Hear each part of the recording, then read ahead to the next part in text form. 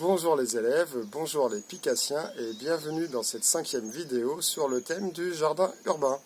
Alors aujourd'hui, dans la continuité du jardin, je vais vous parler de cet hôtel à insectes qui est au bout de la plate-bande dont je vous ai parlé la dernière fois. Alors cet hôtel à insectes, à l'origine, c'était un panneau d'affichage qui était jeté. Encore une fois, le bois c'est du chêne, il était en très bon état et ça atterrissait à la benne.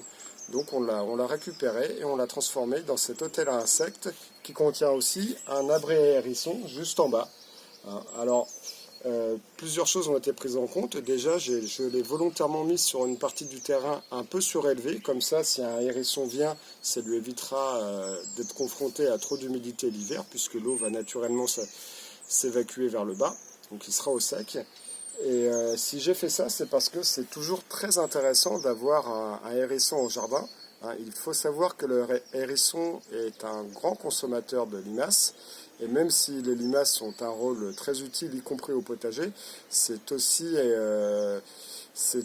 un problème parce que ça adore les jeunes pousses et ça peut vraiment faire des ravages sur de jeunes plantations au potager. Donc voilà, un hérisson permet de réguler un peu tout ça. Donc c'est bien de l'accueillir dans de bonnes conditions. Là, vous voyez qu'il est rouge ici. Alors je ferai un petit point là-dessus. On a fait ça à la peinture suédoise. C'est une peinture maison, mais j'y reviendrai dans d'autres vidéos. Alors ici, on a créé différents accueils.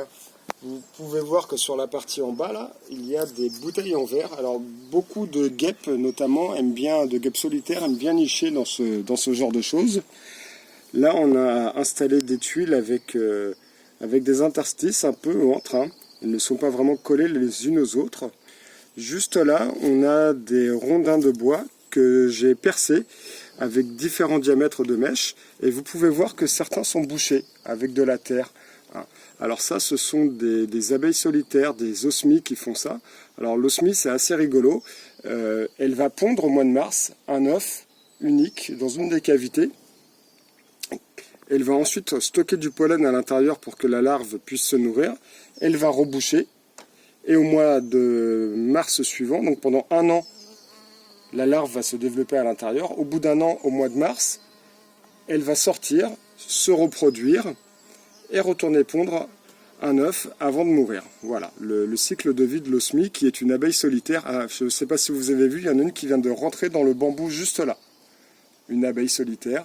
Elle vient juste de rentrer ici, dans ce petit bambou. Je ne sais pas si vous avez pu le voir à la vidéo, mais comme quoi ça accueille bien de la vie.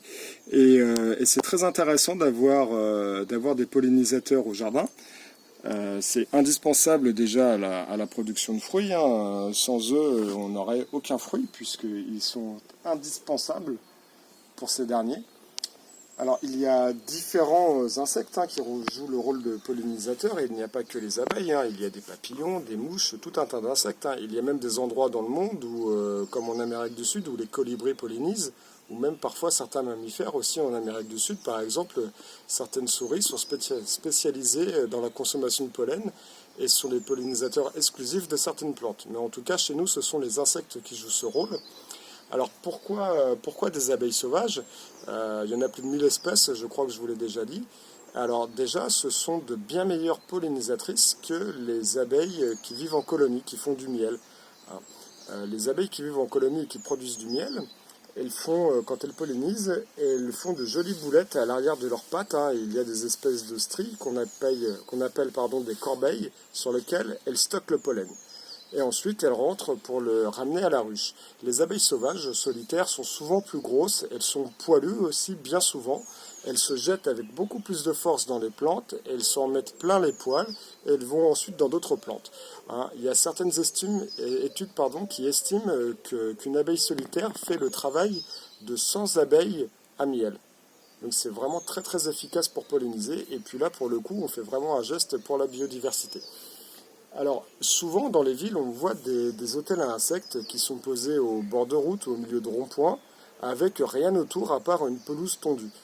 Alors, je vous en parle parce que faire ça, c'est un peu comme si je vous payais un séjour dans un super hôtel, qui est magnifique, avec une belle décoration, des beaux lits, mais qu'à l'intérieur de cet hôtel, vous n'ayez ni l'eau courante, ni à manger, ni l'électricité, ni rien d'autre.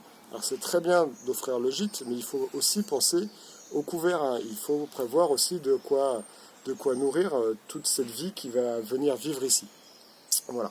Alors, concernant l'abri à hérisson, je ne sais pas si je vous l'ai dit, mais cet automne, un matin, avant de partir au travail, j'ai eu la chance d'apercevoir un hérisson qui faisait des allers-retours à l'intérieur pour mettre des feuilles mortes et préparer ainsi son nid pour l'hiver. Alors moi j'avais déjà mis de la paille pour que ce soit bien confortable, mais je l'ai vu faire des allers-retours pour ajouter des feuilles mortes.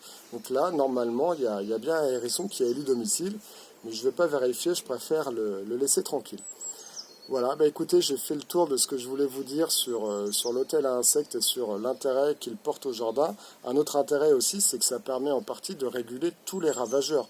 Hein, beaucoup de jardiniers, par exemple, se plaignent des pucerons. Voilà, c'est considéré comme une des plaies du jardin, soi-disant.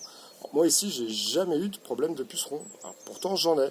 Mais tout l'intérêt, c'est de créer un équilibre entre les pucerons et son prédateur. Par exemple, la coccinelle est une grande prédatrice, une grande consommatrice de pucerons, surtout sa larve.